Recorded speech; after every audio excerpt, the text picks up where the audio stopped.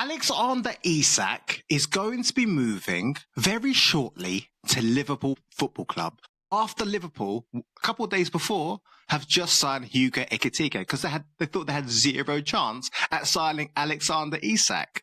But as soon as they signed Hugo Ekitike, who they secured super quickly, next day Isak decides to tell Newcastle that he wants to leave, and he has already rejected, I think it was 70 million from Al Hilal per year in terms of a paycheck, because his number one choice and his only choice to leave is to join Liverpool Football Club. Alexander Isak is one of the top 5, possibly even top 3 debatable strikers in the world, and is going to be joining the reigning champions of the Premier League. What does this mean, Neely? This is huge. Mark, this is massive, and I don't want to skirt over it. I want to tell you how big this is, because if this happens, and there's no guarantee that Liverpool are going to get Isak, Mark, but... There kind of is. Oh, there's no guarantee in anything in football, in my opinion, but... I'm very sure. It could happen. It could happen. Okay, let's say it happens, yeah? They get Isak. This is a generational transfer window for Liverpool. Kirkiz, Frimpong, Wirtz, Ekitike, and Isak. We're talking about Magnificent 7 for Arsenal, whatever. This is like the famous 5 for Liverpool. This would be up there with Mourinho's first window, where you got Cech, Drogba. Did you get Carvalho in that window? Yes. Ferreira. Shevchenko? I can't remember. That window, or Mutu, one of them. Listen, this is up there and maybe even better than that. This is the best window I would have seen a club perform in the last 20 years, maybe 25 years. I cannot think of another window where they've got the generational talent in Germany. In Wirtz, they can play a number of different roles, including a false 9. Ekitike, who I think they've overpaid for, and you and I have spoken about this, but notwithstanding, is pitched as a huge talent and is going to be surrounded by top talent. Isak, who I think we agree is the best number 9 on his day in the Premier League. Well, and then you've got Haaland. The left back and the right back. Yeah, okay, it's disputed. And then you've got Frimpong and Kirkiz. Yeah. I mean... Yeah. Liverpool, and they've just won the Premier League. They've just won the Premier League, and they're going to go out and buy these guys. This should be the best window for a generation. What do you think? Well, we don't really know yet, because we're going to touch on the next topic. We're still talking about this, but the next topic is Luis Díaz blockbuster move to Bayern Munich. Now, that's going to get closed, bro. He is going. That's in advanced stages. So what are you going to do for the left? I have to get another player. Because, look, sorry to interrupt you. I feel a bit sorry for Hugo Ekitike. Liverpool have gone to Newcastle. They've made a direct approach. Newcastle have said, you know what? You're never going to take him. Straight away, Liverpool back off. We need a striker. Okay, we need someone up front. We need to purchase someone. So within a matter of days, they contact Hugo Ekitike, close the deal. They've obviously pitched him, hey, we're going to be spending £80 million on you, or 80 million euros. You are going to be our number 9, right? I feel sorry for the guy, because literally the next day, Alexander Isak has announced to the world that he's looking elsewhere for XYZ reasons. We're going to go into those reasons as well. I feel sorry for Hugo Ekitike, because he's a number 9. He's not built or made or played in the left position. So bearing in that in mind, when Luis Díaz goes, they have a hole to fill. Answer me this, Neil. Who are they going to play in the left? Cody Gakpo? Answer me. Well, Gakpo played well there last season, right? He had a good season. By the way, the Díaz move is great. There's a couple of bits before I kick it back to you that you said there. Firstly, don't feel too sorry for Hugo Ekitike. He is going to Liverpool, the champions. Secondly, I'm hearing from Scousers left, right and centre. And based on our last podcast, guys, if you haven't checked out the podcast where we say Liverpool overpaid for Hugo Ekitike, check it out. We got a lot of backlash from it. We also got a lot of insightful comments, mainly from Scousers. And here's the thing, Mark, Hugo Ekitike was in their plans from January.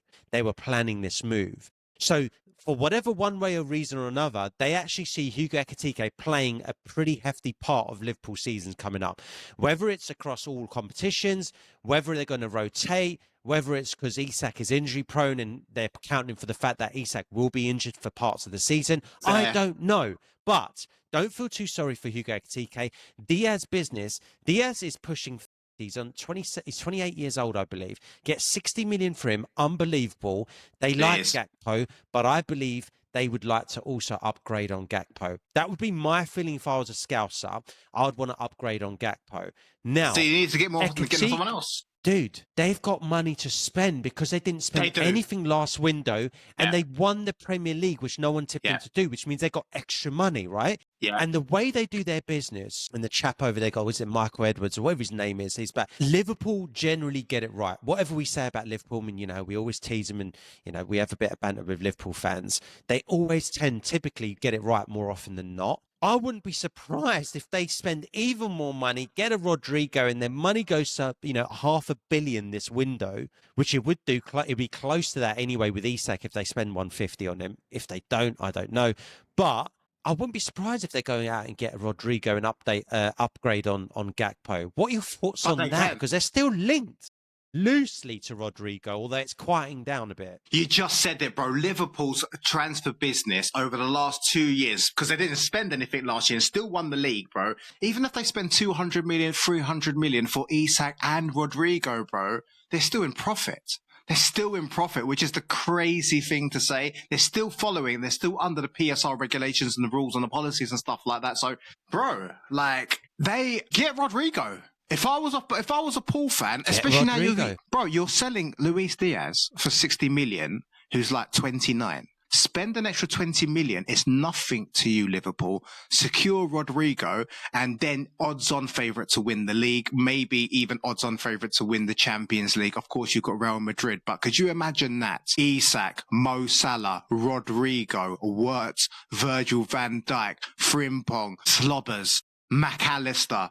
I don't want to say Gakpo. Yeah, Kirkiz, Alisson, Konate, bruv.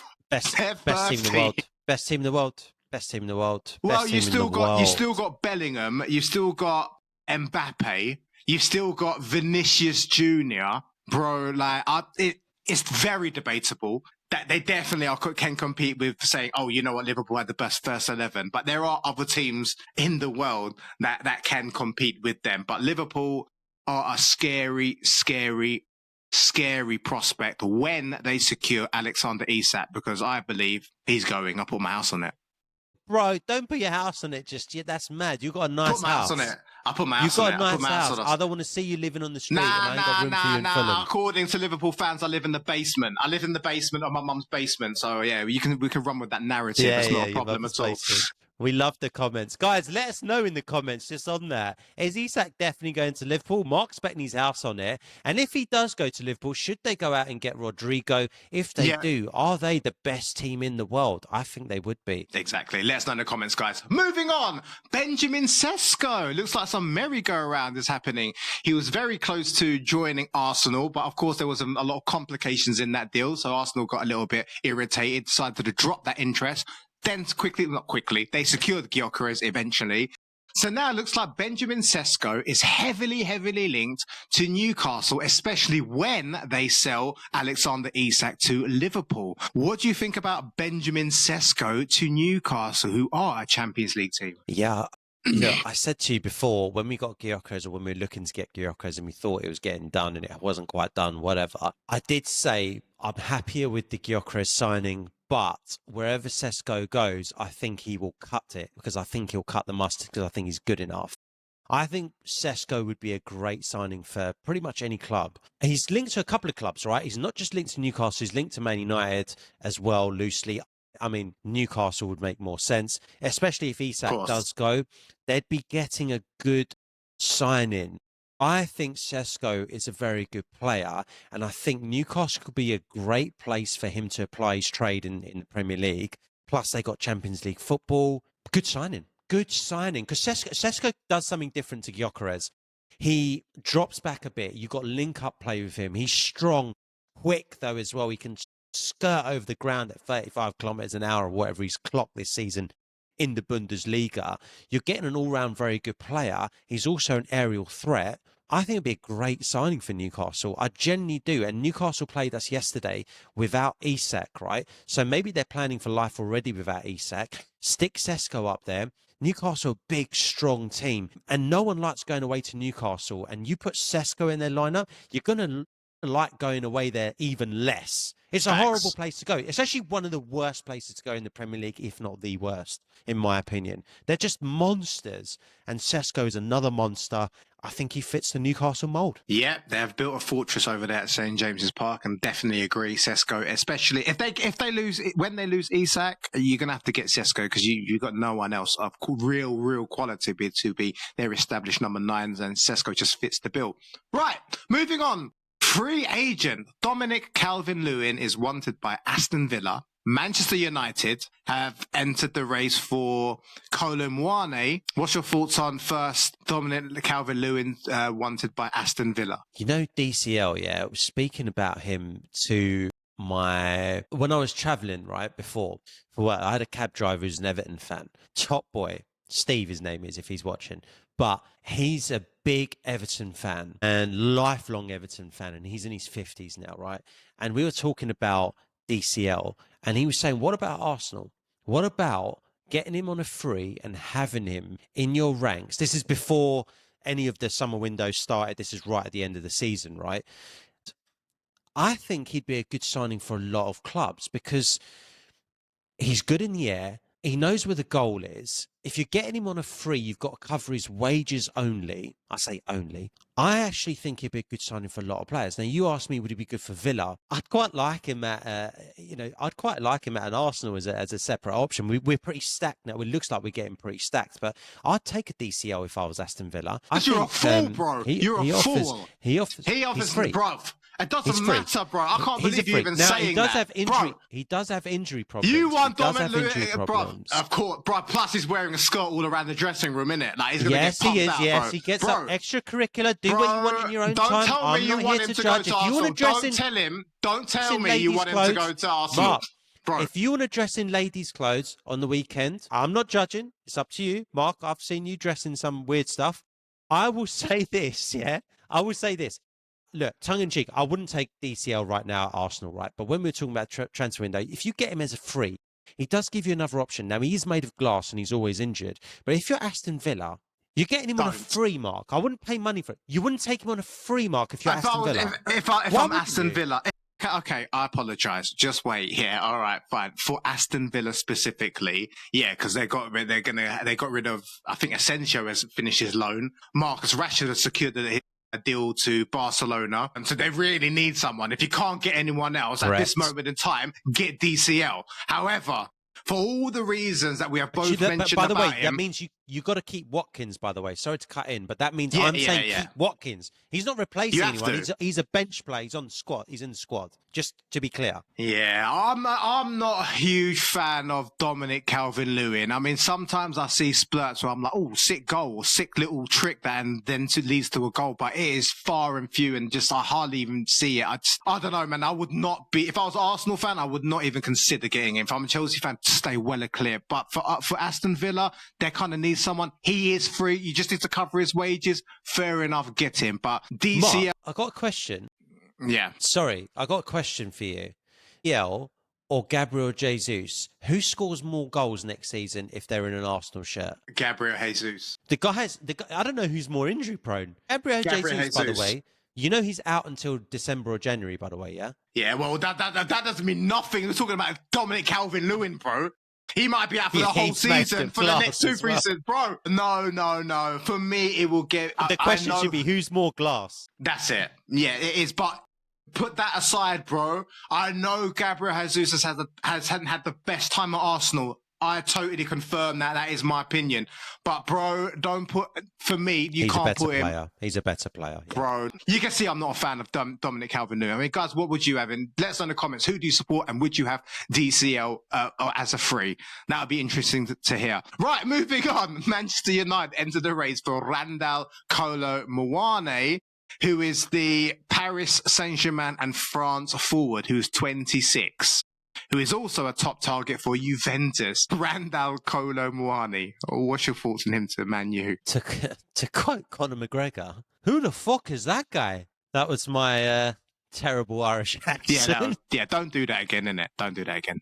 No, seriously though, I know nothing about this case. Man United, why are you linked with these dead players? Well, you dead club. That's why you're linked to these players, bro. Who's he play for? PSG? PSG, yeah, he's 26. Wow.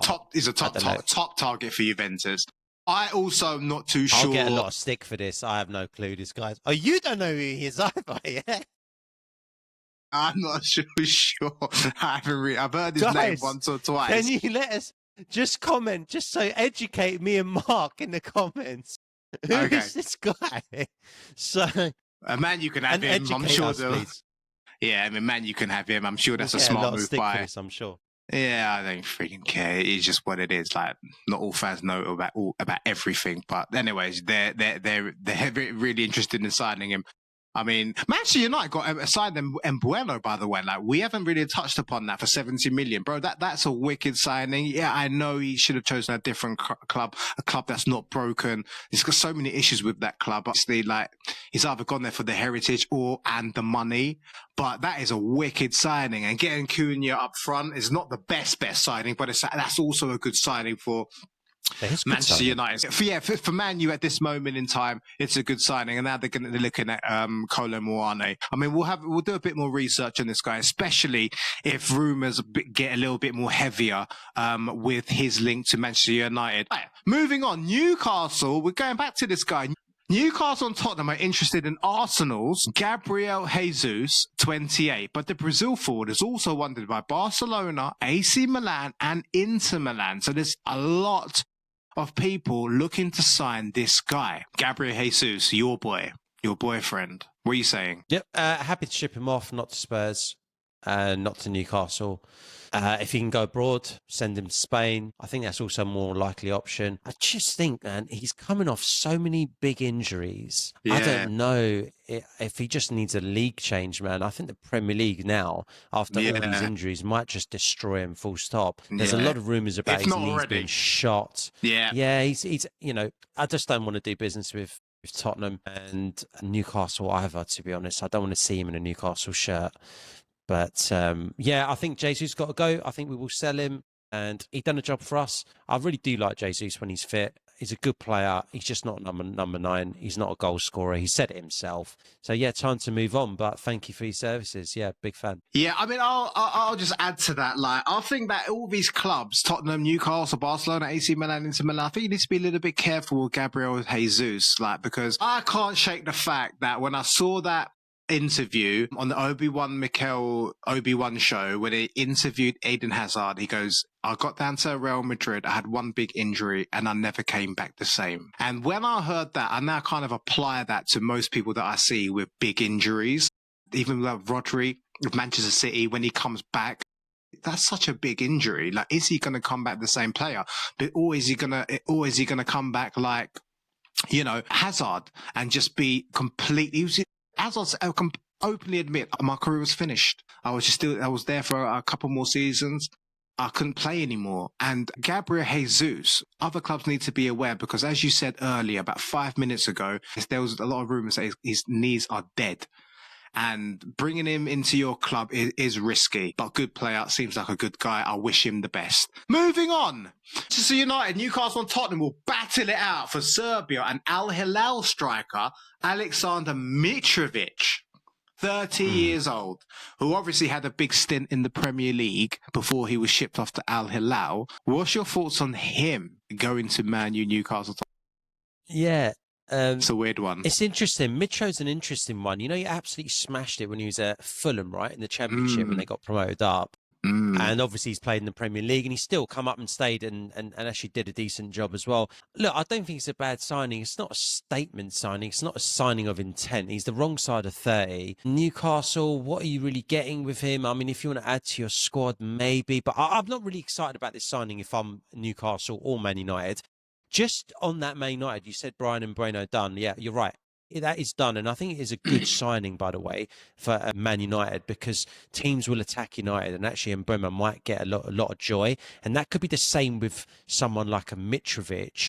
If you're playing at a poor club, like a low-level club like Man United, then teams are going to take you on, aren't they? And actually, you'll have a bit more space. I just don't think he's mobile enough and active enough and good enough and the right side of 30 to really make an impact. But I don't know. What do you think? I like what I think is I like how you had to have a little dig at Manchester United whenever you can. It's just facts. You know what? I concur. Like, Man U are a dead club, isn't it? If you support Manchester United, stop watching football, because I know you're probably not going to go to another team. But anyways, yeah, Mitrovic, I mean, he must be killing it over there at Al Hilal. You got three big powerhouses of the Premier League looking at this guy for XYZ reasons. I can't see it at 30. Maybe as a backup.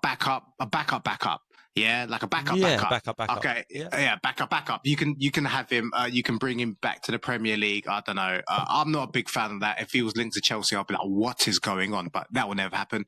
They don't sign anyone above 20 or whatever it is these guys are on. But anyways, if these guys want to get Mitrovic, good luck, and good luck to Mitrovic. Moving on. Manchester United, Manchester City, and Chelsea are all interested in PSG 26-year-old Italian goalkeeper Donnarumma. They've been offering him contracts. He said, nah, I do not want to play anymore for you guys. You guys stink. I don't know why he thinks that.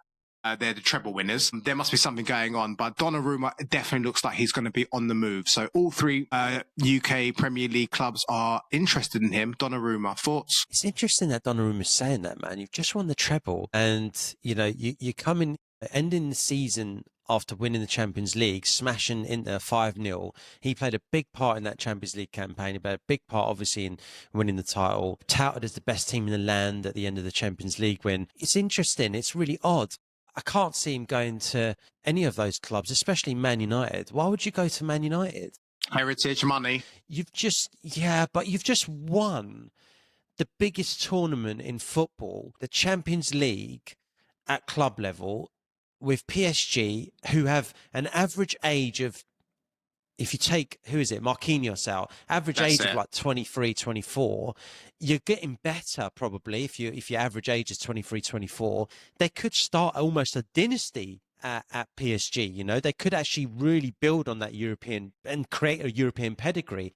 I just don't get it. I don't get it. Is he definitely going to go out of there? If he's leaving PSG, fair play, but he's got to go to a bigger club than Man United are right now, in my opinion. I don't think he can go there. They are a shambles. Donnarumma is too good for them. As much as I don't like Donnarumma, I think he's a very good goalkeeper. He's way too good. He's way too good for them. Onana is the right level for United.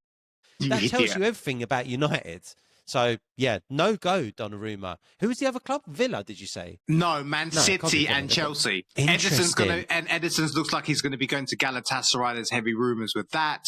Or he could be going to Saudi potentially. He's not a Pep keeper. We know that. He's not a Pep keeper.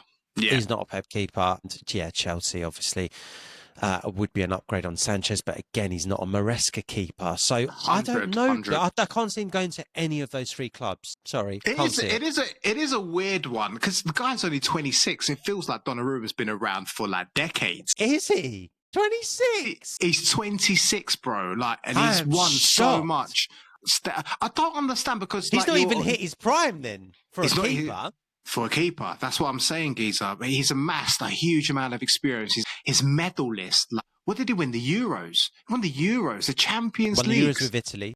Yeah, but he didn't win the Club World Cup for, you know, because you're playing Chelsea. But Donnarumma definitely looks like he's going to be going pro, yeah. And I don't understand because you're the first choice keeper. There must be something going on in the back because he's only got 1 year left. So PSG want to cash in, which is the right thing to do. If he doesn't want to sign a contract, you can't really let a keeper 26 who's like a world beater leave on a free. They're going to have to cash in. It is strange. Let us know in the comments down below, guys. What's your thoughts on that? And Donnarumma, where do you think he's going to be heading to? And you know what, yeah? If you guys want to see more of our content, click this video right here. And we'll see you lot, boom, in the next one. Nice, guys.